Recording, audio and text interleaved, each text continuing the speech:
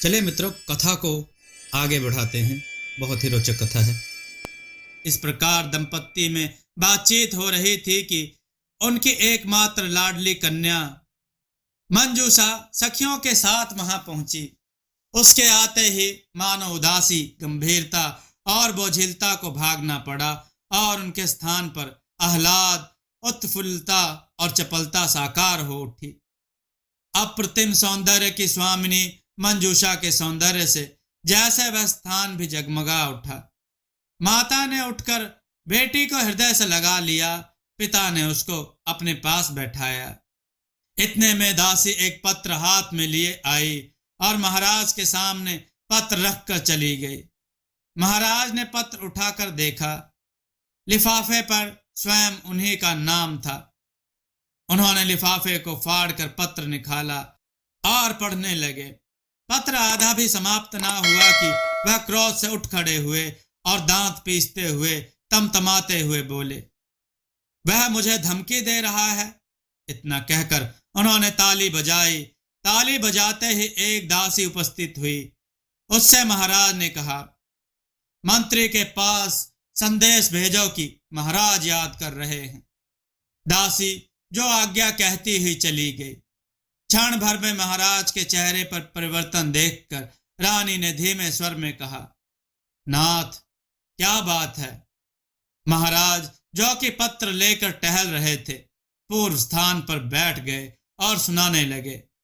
पत्र में लिखा था, श्रीमान महाराज मोरेश्वर 108 मौर्यपुर। सबने प्रार्थना है कि महाराज अपने महल का भली भांति इंतजाम करें। मैं आज से 7 दिन में आपका मुकुट ले जाऊंगा। मेरा पेशा चोरी नहीं है, परंतु अपनी विद्या की परीक्षा के लिए ऐसा काम कर रहा हूं। इसलिए मैं खुद महाराज को सावधान कर देना चाहता हूं कि वह पहले से पूरा बंदोबस्त करें। मैं किसी तंत्र मंत्र से इस कार्य की पूर्ति नहीं करूंगा, बल्कि स्वयं आकर आपका मुकुट उठा ले जाऊंगा। प्रतापगढ़ का चोर। इस प्रकार अपमान भरे शब्द सुनकर रानी और मंजूषा क्रोध से लाल हो उठी। महाराज ने क्रोध भरे शब्दों में कहा, पतंगे की इतनी हिम्मत की एक जलते हुए दीपक को ललकारे। रानी ने कहा, उसकी क्या मजाल जो मुकुट ले जाए। इस प्रकार महाराज और रानी में बातचीत हो रही थी कि दासी ने आकर कहा, महाराज, मंत्री महोदय पधारे हैं। महाराज ने कहा, आने दो। इतना कहकर उन्होंने रानी और मंजूषा को विदा किया। मंत्री महाराज के सम्मुख उपस्थित हुए और प्रणाम कर एक स्थान पर बैठ गए। मंत्री के बैठ जाने पर महाराज ने पत्र देते हुए कहा, देखिए, यह निमंत्रण पत्र आया है। मंत्री ने महाराज के हाथ से पत्र लेकर पढ़ना आरंभ किया। थोड़े समय में पत्र समाप्त कर मंत्री ने महाराज से कहा, बड़ा ढीठ मालूम पड़ता है। अभी उसे महाराज के प्रताप का अनुमान नहीं है। महाराज ने कहा, वह सब ठीक है, मगर इसका इंतजाम करना चाहिए। मंत्री ने कहा, हाँ, अभी सिपाहियों को ताकीद कर देता हूं और चोर को खोजने के लिए आदमी भेजता हूं। महाराज ने कहा, मगर चोर कहाँ है, इसका पता कैसे लगेगा? मंत्री ने कहा, ज्योतिषी जी को अभी बुलाता हूं और चोर का पता लगाता हूं। महाराज ने कहा, हाँ, उन्हें शीघ्र बुलाओ। मंत्री ने एक पहरेदार को ज्योतिषी को बुलाने के लिए भेजा। थोड़ी देर में ज्योतिषी जी भी पहुंच गए। महाराज ने ब्राह्मण देवता को बड़े आदर सत्कार से प्रणाम किया और एक आसन पर बिठाया। फिर मंत्री ने ज्योतिषी से कहा, ब्राह्मण देवता, आज हमारे नगर में एक चोर आया है। भला यह बताइए कि वह इस समय कहाँ है? ज्योतिषी ने अपना पोथी पत्र निकाला और रमल फेर कर उंगलियों से कुछ गणना की। फिर महाराज से कहा, राजन, इस समय चोर शमशान में है। महाराज ने मंत्री को आज्ञा दी, चोर को तुरंत गिरफ्तार करो। मंत्री महाराज को प्रणाम करके चले गए। मंत्री के जाने पर महाराज ने ज्योतिषी को विदा किया और अपने आप भीतर चले गए। महाराज की आज्ञा पाकर मंत्री महोदय सीधे अपने महल में आ पहुंचे और सिपाहियों को आज्ञा दी, इस समय चोर शमशान में है, जाओ तुरंत उसे पकड़ कर लाओ। मंत्री की आज्ञा पाकर सिपाहियों ने अपने घोड़े कसे और सब शमशान की ओर चल पड़े। शक्ति सिंह महाराज के पास पत्र भेजकर एक नदी के किनारे जा पहुंचा। वहां पहुंचकर उसने जलपान किया और एक तरफ सो गया। जैसे उसे झपकी लग रही थी कि घोड़ों के टापों की आवाज सुनाई दी। शक्ति सिंह शमशान के पास जा पहुंचा और वहां एक कपड़े का बंडल बनाकर रख दिया। स्वयं उसके बगल में लेट गया और एक चादर से अपना बदन ढककर मुर्दा बन गया। थोड़ी देर में 7-8 सिपाही वहां पहुंचे और चोर को ढूंढने लगे, मगर चोर कहीं भी न मिला। तब सबके सब शमशान के नजदीक आए। वहां सिवाय मुर्दे के उन्होंने किसी को नहीं देखा। एक सिपाही, जो कि उनका मुखिया ज्ञात होता था, उसने बाकी सिपाहियों से कहा, इस मुर्दे को उलट पलट कर देखो। सिपाहियों ने वैसा ही किया, परंतु सब व्यर्थ। आखिरकार लाचार होकर वे सब लौट आए। इधर शक्ति सिंह ने जब देखा कि सब लोग चले गए, तब वह उठा और एक तरफ चल पड़ा। थोड़ी देर चलने के बाद उसे एक झोपड़ी दिखाई दी। वह उस झोपड़ी की ओर अग्रसर हुआ और शीघ्र वहां पहुंच गया। झोपड़ी के पास पहुंचकर शक्ति सिंह ने धीरे से पुकारा, अंदर कौन है? एक बुढ़िया झोपड़ी के बाहर आई और उसने शक्ति सिंह को देखा। शक्ति सिंह ने करुण स्वर में उस बुढ़िया से कहा, माई, मैं मुसाफिर हूं और 2 दिन से भूखा हूं, यदि कुछ हो तो खाने को दो। बुढ़िया ने शक्ति सिंह के चेहरे की ओर देखते हुए कहा, अच्छा, आओ भीतर। शक्ति सिंह भीतर गया। बुढ़िया ने उसे खाट पर बिठाया और कुछ खाने को दिया। जब शक्ति सिंह खा पीकर निश्चिंत हो गया, तब बुढ़िया ने उससे कहा, बेटा, यहां कैसे और कहां से आए हो? शक्ति सिंह ने कहा, माई, मेरा मकान बहुत दूर है, मैं नौकरी करने के लिए आया हूं, मगर कोई भी मुझे नौकर नहीं रखता। जब भाग्य विपरीत हो जाता है, तब औरों का क्या कहना। यहां मुझे सोने का, बैठने का स्थान प्राप्त हो जाए तो मेरी आधी तकलीफ दूर हो जाए, मगर मौर्य के बेटे को कौन स्थान देगा? शक्ति सिंह बातचीत करने में बड़ा उस्ताद था। किसी को अपनी बातों में फंसा लेना यह उसके बाएं हाथ का खेल था। शक्ति सिंह की करुणाजनक बात सुनकर बुढ़िया झट से बोल उठी, बेटा, इसकी चिंता ना करो, यह घर तुम्हारा है, जहां चाहो बैठो, जहां चाहो उठो। बस फिर क्या था, शक्ति सिंह के मन की हो गई। उसने बुढ़िया को इतना मिला लिया कि यदि कोई दूसरा व्यक्ति दोनों के व्यवहार को देखे तो ही समझेगा कि यह माता और पुत्र हैं। इस प्रकार थोड़ी देर बाद शक्ति सिंह ने बुढ़िया से कहा, माई, मुझे नींद आ रही है। बुढ़िया ने मीठे स्वर में कहा, नींद आ रही है तो सो जाओ। इतना कहकर उसने खटिया बिछाई और उस पर एक चादर रख दी। इधर शक्ति सिंह बुढ़िया की दया पर मोहित हो गया और उसके मंगल के लिए भगवान से प्रार्थना करता हुआ खटिया पर सो गया। जब सिपाहियों ने चोर को शमशान पर कहीं नहीं पाया तो वे लौट गए और मंत्री के महल में जा पहुंचे। उन्होंने पहरेदार को अपने आने की सूचना दी। सिपाहियों के आने की खबर सुनकर मंत्री ने पहरेदार को आज्ञा दी, उन्हें जल्दी से मेरे सामने लाओ। पहरेदार चला गया और थोड़ी देर में सब सिपाही मंत्री के सम्मुख उपस्थित हुए और बारी बारी प्रणाम करके खड़े हो गए। मंत्री ने सिपाहियों से पूछा, चोर पकड़ा गया? मुखिया ने कहा, हुजूर, शमशान पर तो कोई भी नहीं है। मंत्री ने आश्चर्य से कहा, क्या वहां कोई नहीं है? मुखिया ने कहा, हाँ हुजूर, वहां सिर्फ 2 मुर्दे पड़े हैं। मैंने उन्हें भी अच्छी तरह पलट कर देख लिया कि शायद जिंदा हों, मगर वो सचमुच ही मुर्दे थे।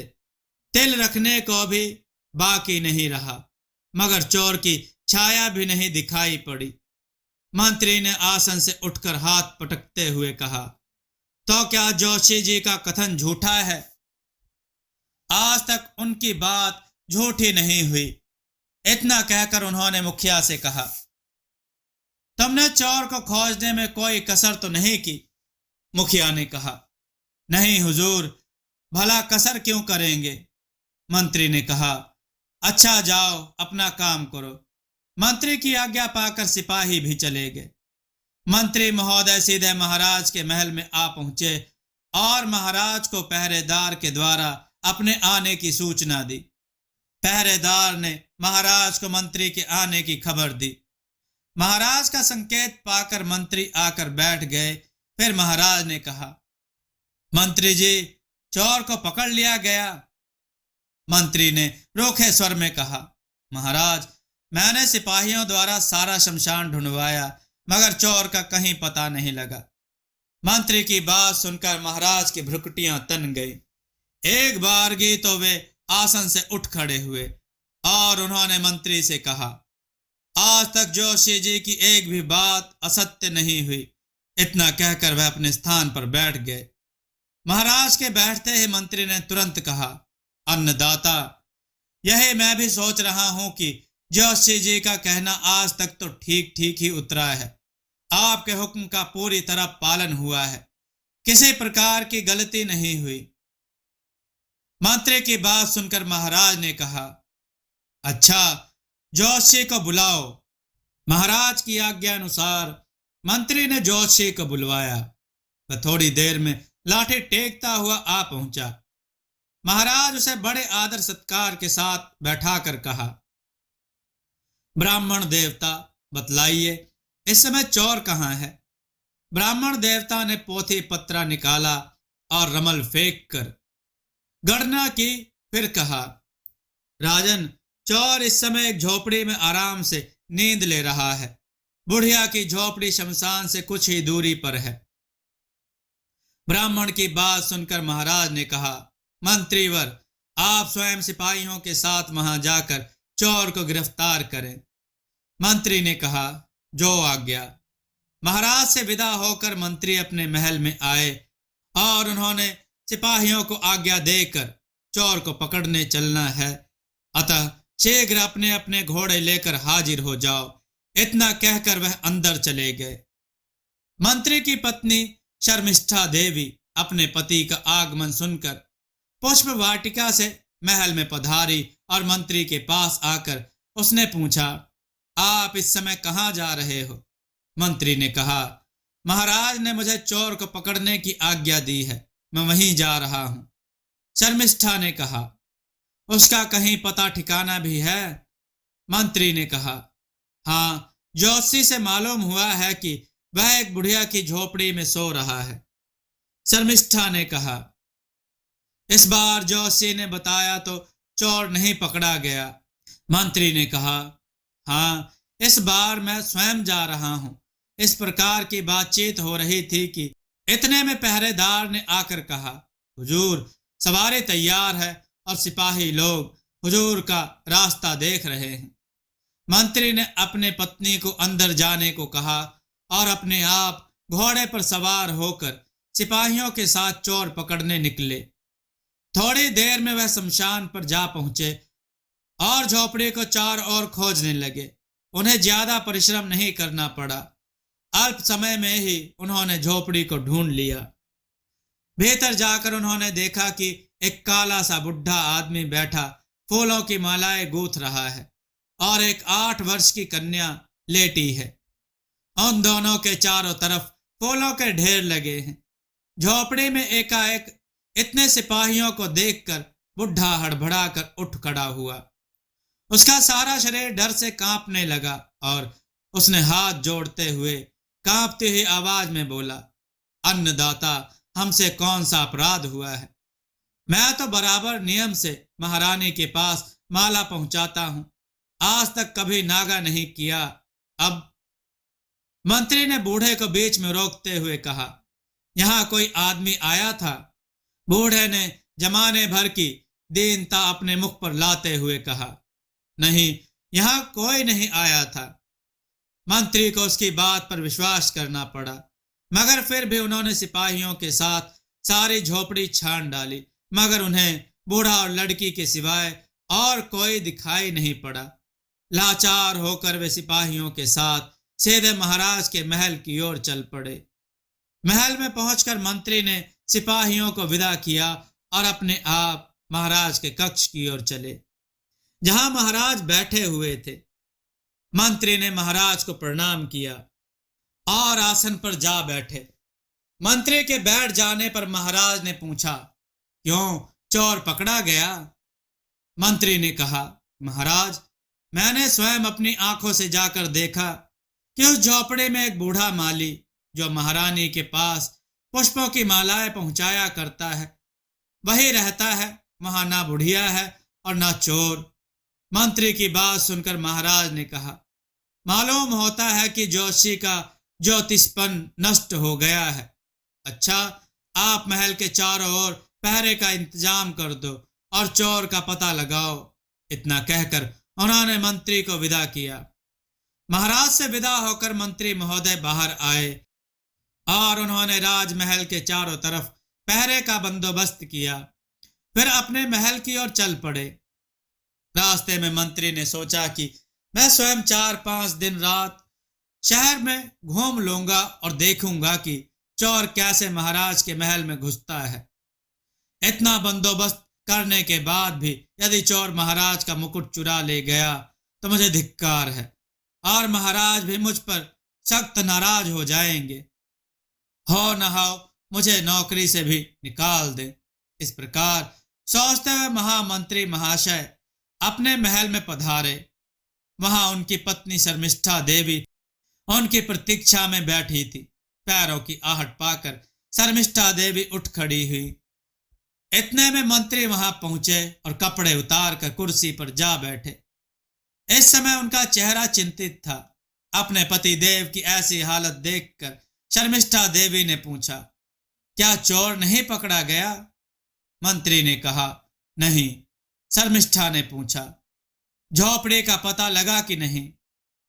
अब मंत्री ने शुरू से आखिर तक का सारा किस्सा कह सुनाया और साथ ही साथ कहा, अब मैं स्वयं चोर को ढूंढ लूंगा। शर्मिष्ठा ने कहा, आपको तकलीफ करने की क्या जरूरत है? क्या आपके आज्ञाकारी सेवक उस काम के लिए उपयुक्त नहीं हैं?